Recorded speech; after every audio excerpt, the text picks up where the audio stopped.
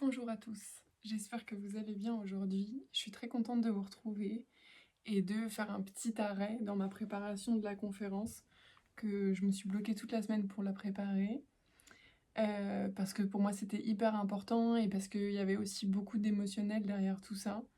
Et donc je me suis donné un sas vraiment pour le préparer, pour moi ça soit aussi le plus fluide et le plus facile possible, parce que c'est vrai que je vais aborder des choses que j'ai jamais abordées, donc c'est pas si simple finalement. Je pensais pas que ça allait me travailler autant. Et après, je suis très contente que ça me travaille autant aussi, hein. Enfin, ça fait partie aussi de tout le travail que je peux faire avec moi-même et sur moi-même depuis des années. Et, euh, et je trouve que c'est un bon moment pour célébrer. Ce mot-là, je le dois à quelqu'un de proche qui m'a parlé de justement enfin, d'envisager, d'avoir la perspective de ce moment-là, de dimanche, comme une célébration. Et je pense que même si sur le coup ça m'a pas forcément marqué, je le garde en tête parce que ça sera une vraie étape dans mon parcours à moi aussi personnel de guérison, le fait de dévoiler cette histoire-là, de mettre des mots dessus.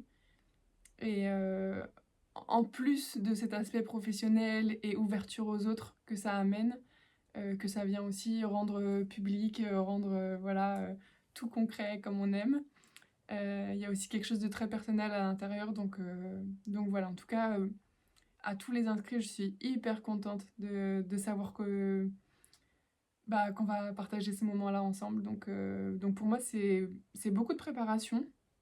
Et en même temps,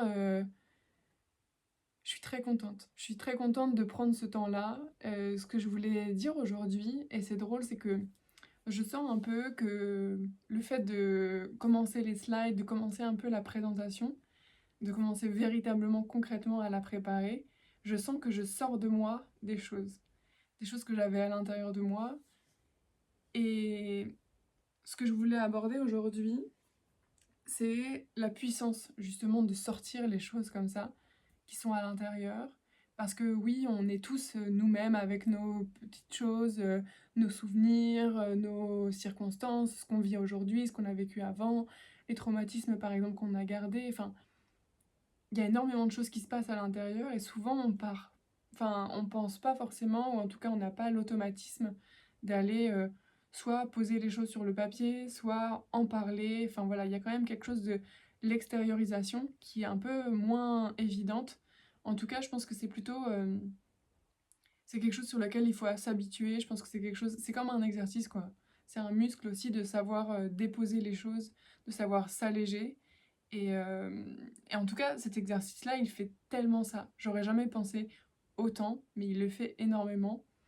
Quand j'étais petite, je me souviens de quelqu'un qui me suivait et qui d'ailleurs suivait pas que moi dans la famille, et c'est ça qui était intéressant, et qui nous avait tous et toutes donné le même conseil, en tout cas la démarche similaire, d'écrire sur le papier et ensuite de brûler.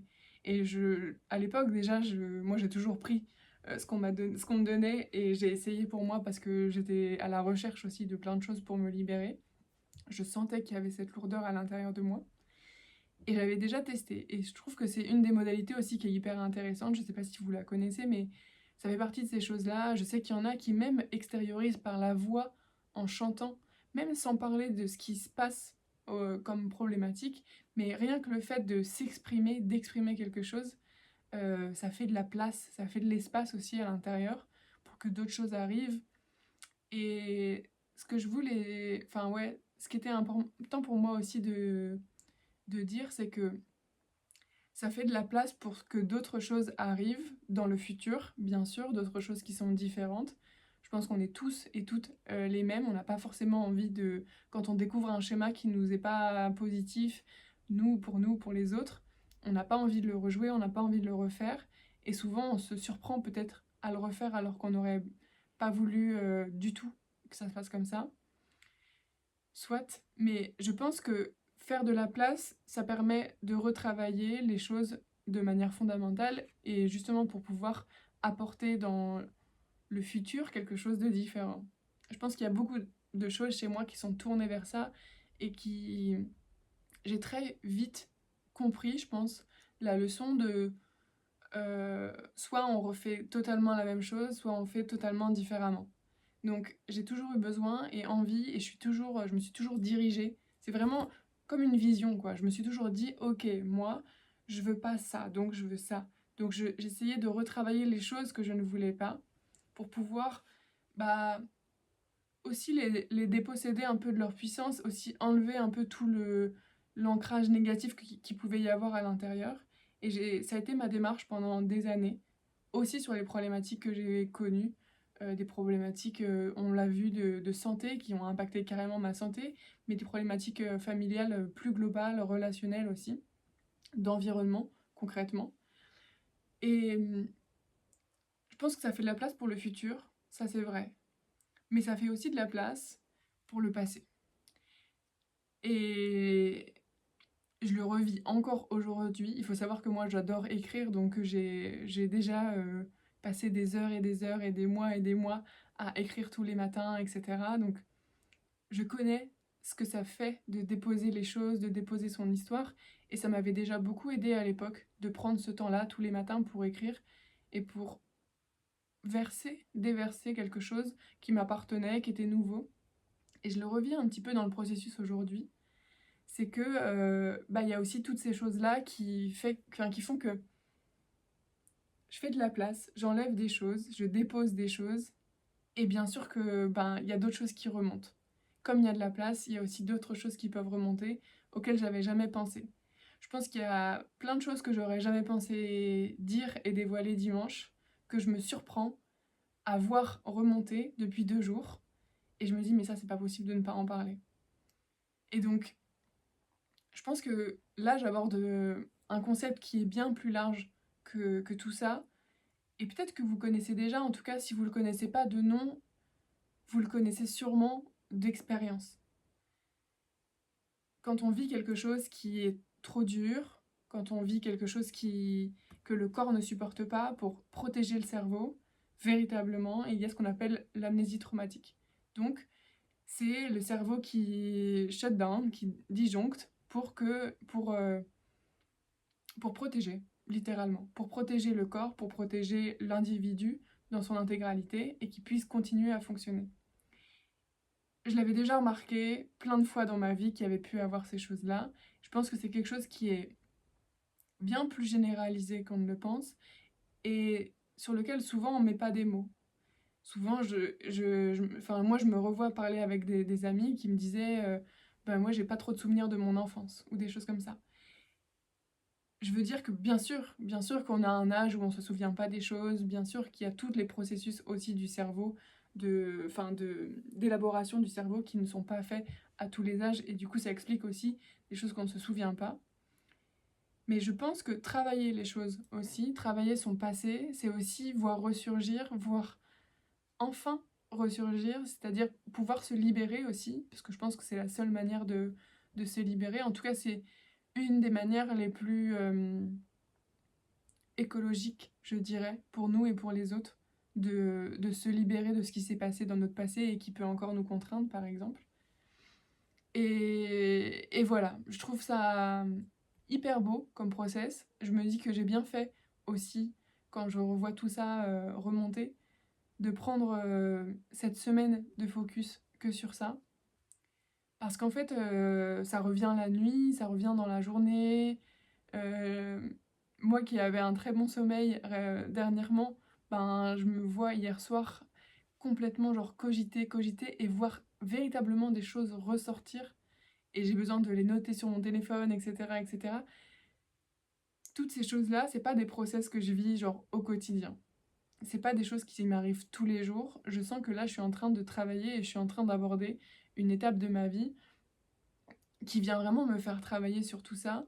Et je trouve ça intéressant aussi de voir les choses comme ça, parce que dans la vie, quand il nous arrive des choses, ou quand on a décidé de les confronter d'une certaine manière, de les regarder, de se mettre en face, et pas juste de le mettre sous le tapis, comme ça peut être ok d'ailleurs, hein, moi j'ai pas de problème avec les gens qui font ça, s'ils en ont conscience, il y a...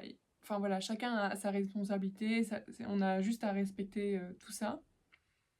Mais je pense que dans la vie, il y a beaucoup de moments où on va avoir du courage pour faire ça. Peu importe sur quelle sphère de notre vie, on va décider de regarder les choses en face. Je pense que ça fait partie des étapes où on doit passer dans la vie. Soit ça passe juste comme ça parce que, ben, je sais pas, on a eu une discussion, ça nous fait un déclic. Soit, bah oui, aussi ça arrive de d'aller dans ces recherches-là, d'aller dans ces processus en interne et de réflexion et d'introspection, ben aussi quand on est un peu dos au mur. Franchement, je pense qu'on peut le dire, il y a aussi énormément de gens qui attendent que ça soit trop et que le corps parle, le corps dise stop pour, pour qu'en fait ça fasse tilt, littéralement. Je pense que c'est pas donné à tout le monde et tout le monde ne se le donne pas. Je pense qu'on a tous beaucoup à apprendre sur ça.